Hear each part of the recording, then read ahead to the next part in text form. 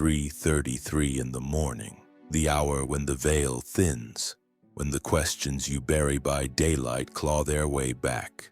Why does every path I take dissolve into fog? Why do my achievements feel like costumes? You've devoured every self-help manifesto, chased every 10-step blueprint. But what if the answer isn't ahead of you? What if it's buried? Not in some distant future, but in the shadows of your past. 5 centuries ago, a forbidden text warned of a soul forgetting. A plague of purposelessness inflicted not by chance, but by design. And tonight, you're ready to reverse it. You used to feel it, that electric pull towards something you couldn't name. But now, you're stranded in a life that looks perfect and feels like a forgery. You've mastered the grind, checked every box. But when you lie awake at night, there's this hollowness, like you're reciting lines from someone else's script. The Rosicrucians wrote of a mirror mist, a curse that reflects back others' ambitions and timelines until you forget your own. You're not failing. You're being tested, and the clock is ticking. The ancients didn't manifest. They decrypted. Your life is a living cipher, the delays, the bad luck, even the strangers who vanish from your life. They're not random, they're clues. And today, you'll learn to read them. You've been taught to chase purpose like it's a runaway train. But the Rosicrucians knew better. Your destiny isn't lost, it's encrypted. In the next 7 days, you'll learn to decode it, starting with the shadows you've been taught to ignore. Days 1 and 2, carry a notebook, black or red. Every time you feel a spark of frustration, déjà vu, or eerie curiosity, write down only the facts. Time, location, trigger, unusual details. For example, 11:11 a.m., bus stop bench. A stranger humming your childhood song. 3 crows perched nearby. No emotions, just data. The Rosicrucians called these moments God's punctuation. By documenting facts, you mute the ego's noise and let the soul speak. On days 3 and 4, you shall review your entries. Circle any time patterns such as 3:33, 11:11, or any others you may notice. Be aware of any repetitions, like the same song lyric heard twice, or a specific event happening multiple times a week. Symbols of nature such as crows, storms, or roses.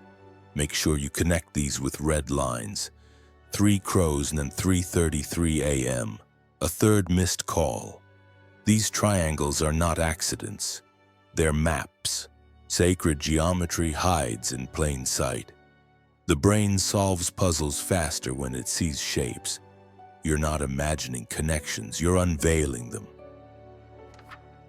For day 5, you will look at each pattern and ask, if this were a scene in a film, what would it foreshadow?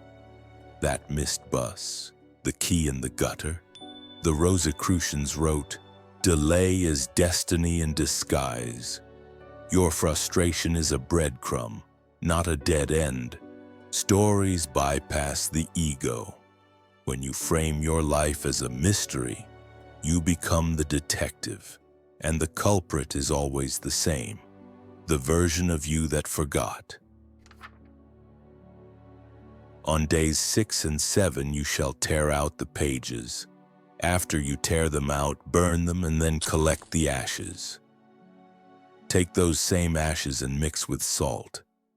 Right before bed, sprinkle them under your pillow and whisper, what was buried, let it rise. When you wake up, write down every symbol you saw while dreaming. Symbols such as doors, gardens, broken clocks, do not interpret, just record, just as you did during your waking hours. The reason this works is that fire transmutes and salt preserves.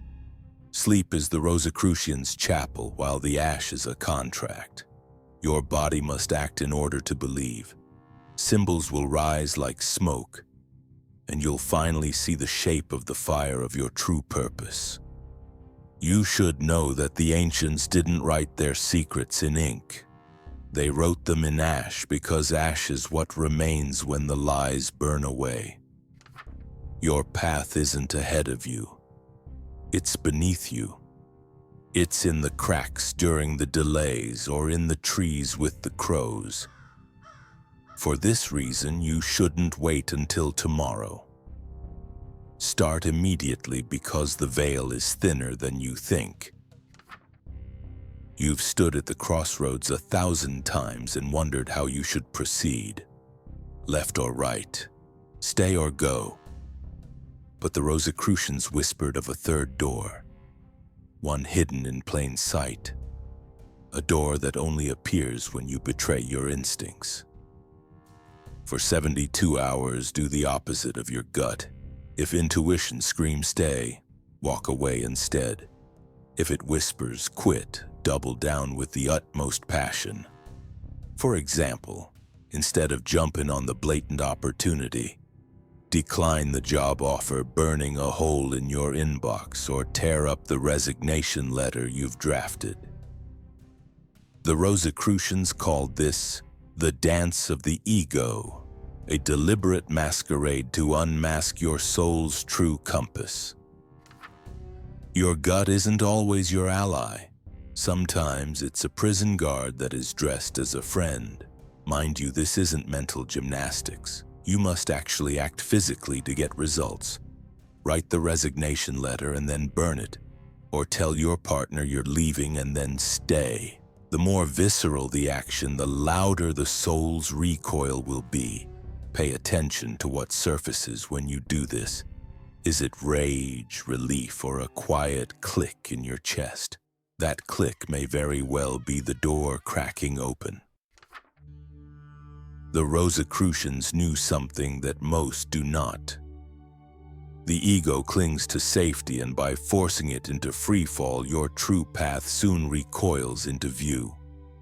Just like a snake shedding its skin to be born anew. After doing this for 72 hours, keep an eye out for any unusual occurrences. Situations such as a stranger quoting your childhood mantra, or perhaps a letter arriving with no return address, or even a dream of a door with no handle. I promise you these are not coincidences. They're the soul's relief from being heard after years of shouting over the ego's noise. Cognitive dissonance theory agrees that when actions clash with beliefs, the psyche rebels, and from this rebellion, truth erupts. This experience is what Rosicrucians simply called the ash settling. Understand that the door of ash isn't a metaphor. It is very much a mirror, one that shows you what you've buried not because you lost it, but because you were told to bury it. This is the very reason you must start tonight.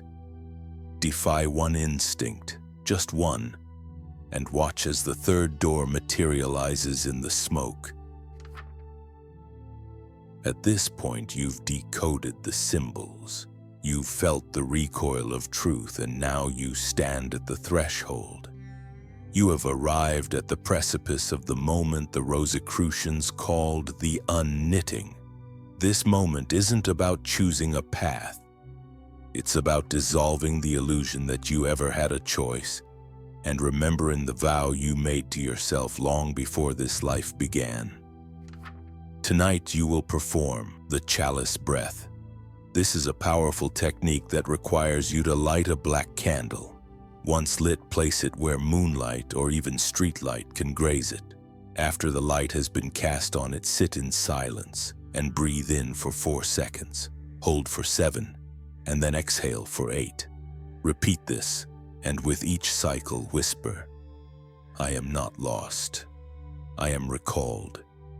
Do this until the flame appears to burn blue, or until your lungs ache, whichever comes first. The Rosicrucians used this rhythm, 4-7-8, to sync the breath with the threefold law. 4 elements, 7 planets, 8 paths to wisdom. The black candle? It's not for light.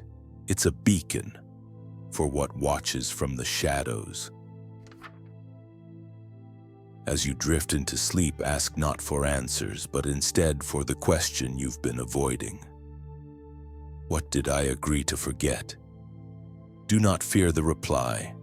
It might come as a dream of drowning in a room with no water, or perhaps a stranger's face that mirrors your own, or even stranger, a word etched into your skin when you wake. Remember, in a language you don't know but somehow understand. The soul speaks in riddles, because the truth undisguised would shatter you.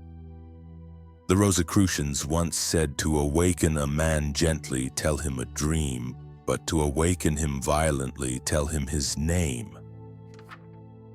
You've been taught doors open outward, but the reality is that these don't.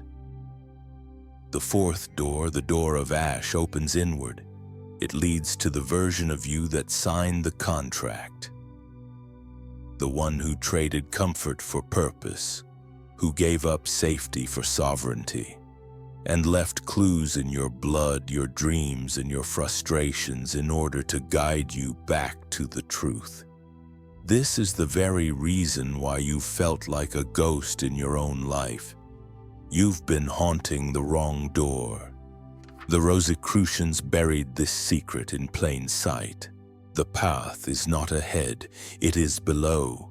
It's hidden beneath your doubt, beneath your achievements, and beneath the persona you've polished to survive. If you ignore this, then the hollowness will widen, until one day you wake up and don't recognize the face in the mirror. Not because it's aged, but because it's a mask that was never you to begin with. So tonight, light the candle, breathe, and ask. Remember that the veil is thinnest between 3:33 and 4:44 a.m. They're waiting for you, the ones who remember what you forgot, the ones who've whispered to you in dreams of deserts and forgotten cities.